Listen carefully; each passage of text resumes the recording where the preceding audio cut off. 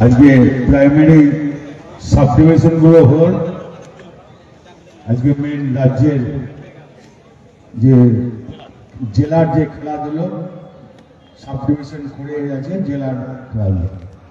পলাশ আছে, পলাশকে বলবো, বাপ্ত বসুকে তুমিও বলবে, আমিও বলবো, কিছু কিছু প্রাইমারি স্কুল একবারই ছাত্র নাই, সব টেকনো ইংলিশ মিডিয়ামে ছুটতে লেগেছে। আমিও দিদিকে বলবো যে কিছু প্রাইমারিকে ইংলিশ মিডিয়াম করে দেওয়ার জন্য। এটা করলে আমার মনে হয় খুব ভালো হবে।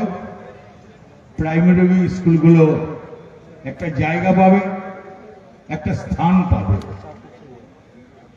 আছেন পুলই, খুব ভালো ছেলে। আছেন মন্ত্রী চন্দ্রনাথ সিনহা, শিল্প এবং কুটির এবং বস্ত্র এবং কারাগার মন্ত্রী। আছেন এখানকার বিধায়ক বিকাশ রায়চৌধুরী, আমি ওকে দাদা বলি সম্মানিত করি। আছে লীলাপতি সাঁইথিয়ার এমএলএ, আছে সাবের আলী, আছে এখানে গগন, আপনারা জানেন ও রাজ্যের প্রেসিডেন্ট বন্ধু সিংহা। আছেন এখানে নারায়ণ হালদার জেলা পরিষদের মেম্বার, আছে এখানে ডিআই স্যার, সবাই আছেন যারা অধিকারক।